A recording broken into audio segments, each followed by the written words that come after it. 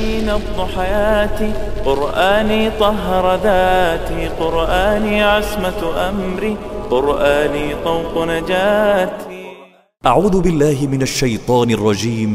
بسم الله الرحمن الرحيم. وَلَقَدْ أَنزَلْنَا إِلَيْكَ آيَاتٍ بَيِّنَاتٍ وَمَا يَكْفُرُ بِهَا إِلَّا الْفَاسِقُونَ. آج کے سبق میں انشاءاللہ تعالیٰ سورۃ البقرہ کی آیت نمبر 99 جو کہ آپ سکرین پہ لکھی ہوئی دیکھ رہے ہیں اور جس کی تلاوت ابھی آپ نے سماعت فرمائی، اس کو گرامیٹیکلی انالائز کریں گے. تو چلتے ہیں آیت نمبر 99 کے پہلے جملے کی طرف. پہلا جملہ آپ سکرین پہ لکھا ہوا دیکھ رہے ہیں جو کہ آپ کو 4 حروف، ایک فعل اور باقی اسماء، اور اسماء میں اسم ظاہر اور اسم ضمیر دونوں طرح کے اسماء آپ کو نظر آ رہے ہیں پر مشتمل ہے.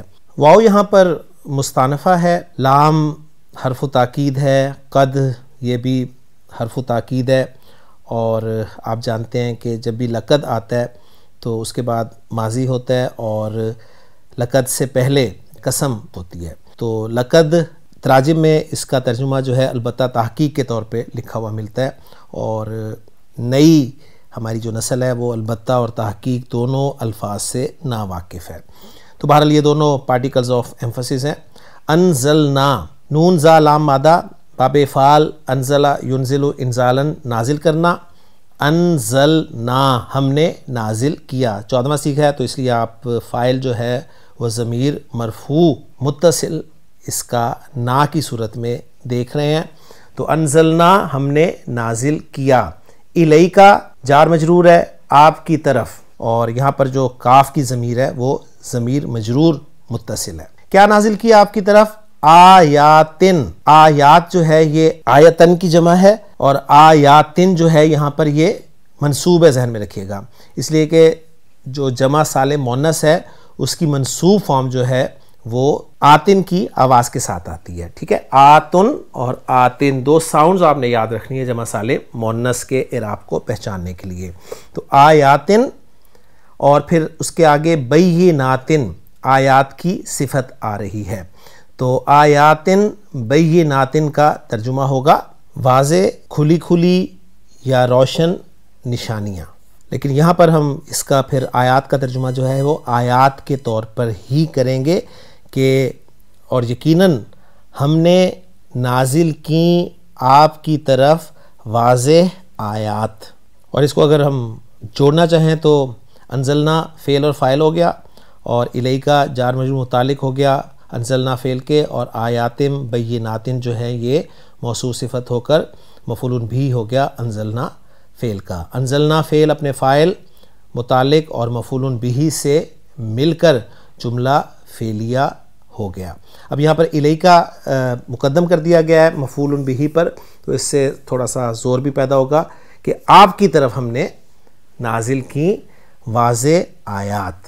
اور اس کے بعد جو اگلا جملہ بن رہا ہے جہاں پر آیت بھی مکمل ہو رہی ہے اس میں الفاظ ہیں کہ وما یکفر بہا الا الفاسقون.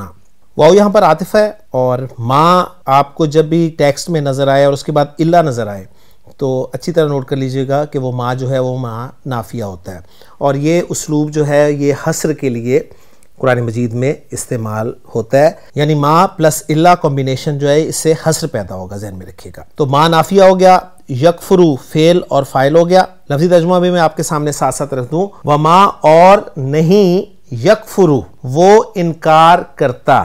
یکفرو کفرا یکفرو، کافارا مادہ ہے یا علامت مضارع ہے. سیغہ نمبر 1 ہے تو اس کا فاعل آگے آ سکتا ہے. تو آگے ذرا تھوڑی سی نظر ڈالیں تو آپ کو الفاسقون جو ہے یہ مرفوع فارم میں نظر آ رہا ہے، کیونکہ اونا کی آواز کے ساتھ آپ جانتے ہیں کہ جمع سالم مذکر جو ہے وہ مرفوع آتا ہے. تو یکفرو الفاسقون، فاسق انکار کرتے ہیں. تو یہ اس طرح جملہ بنے گا. باقی ما اور الا کو ذرا نکال دیں تو سمپل جملہ سامنے آپ کے آ جائے گا کہ یکفرو الفاسقون بہا، اور یہ بہا جو ہے جار مجرور یہ متعلق ہو جائے گا یکفرو فعل کے، اور یہ با ایز اے پریپوزیشن استعمال ہوا ہے کیونکہ کفرا یکفرو جو ہے یہ با کی پریپوزیشن کے ساتھ استعمال ہوتا ہے، جس کا انکار کیا جائے اس پر با داخل ہوتا ہے. اور ہا کی ضمیر جو ہے واحد مؤنث غائب کی ضمیر، یہ جا رہی ہے آیات کی طرف، چونکہ وہ غیر عاقل کی جمع ہے. تو لفظی ترجمہ اس کا کچھ یوں ہوگا کہ وما یکفر بہا، اور نہیں وہ انکار کرتا ان کا، الا مگر الفاسقون فاسق. تو ما اور الا کو نکال دیں تو یکفر بہل فاسقون، فاسق انکار کرتے ہیں ان کا، اور پھر ما اور الا ڈالنے سے جو حصر پیدا ہوا اس کا پھر ترجمہ کچھ یوں ہوگا، اور صرف فاسق ہی ان کا انکار کرتے ہیں. اب اس جملے کو اینالائز کیسے کیا جاتا ہے؟ ما نافیہ کہا جاتا ہے، یکفرو فعل ہو جاتا ہے، بہا جو ہے جار مجرور متعلق ہو جاتا ہے یکفرو فعل کے، الا جو ہے حرف استثناء حصر کے لیے قرار دیا جاتا ہے، اور الفاسقون جو ہے یہ یکفرو کے لیے فاعل ہو جاتا ہے. تو یکفرو فعل اپنے فاعل الفاسقون اور متعلق سے مل کر جملہ فعلیہ بن جاتا ہے. تو الحمدللہ جی یہاں پر آیت نمبر 99 ہماری مکمل ہوگی. اب اتھینٹک ترجمہ جو ہے وہ بھی دیکھ لیتے ہیں. وَلَقَدْ أَنزَلْنَا إِلَيْكَ آيَاتٍ بَيِّنَاتٍ، اور بلا شبہ یقیناً، اور یہ بڑا اچھا ترجمہ ہے انہوں نے کیا ہے لام کا اور قد کا، کہ لام بلا شبہ اور قد یقیناً، اور بلا شبہ یقیناً ہم نے تیری طرف واضح آیات نازل کی ہیں. اور یہ کی ہیں جو ہے یہ قد کی وجہ سے ترجمہ بن رہا ہے، کیونکہ ہم جانتے ہیں کہ ماضی پر جب قد داخل ہوتا ہے تو مفہوم جو ہے وہ ماضی قریب کا بھی ہو جاتا ہے. وما یکفر بہا الا الفاسقون، اور ان سے کفر نہیں کرتے مگر جو فاسق ہیں، یعنی ان سے صرف فاسق کفر کرتے ہیں، یعنی ان کا صرف فاسق انکار کرتے ہیں یا فاسق ہی ان کا انکار کرتے ہیں. تو الحمدللہ جی آیت نمبر 99 بھی ہماری مکمل ہو گئی. انشاءاللہ تعالی اعراب القرآن سلسلے میں ہماری 100 آیات مکمل ہونے والی ہیں، اور انشاءاللہ تعالی اگلے لیکچر میں ہم آیت نمبر 100 کو گرامیٹیکلی انالائز کریں گے. قرآني نبض حياتي، قرآني طهر ذاتي، قرآني عصمة أمري، قرآني طوق نجاتي. قرآني نبض حياتي، قرآني طهر ذاتي، قرآني عصمة أمري، قرآني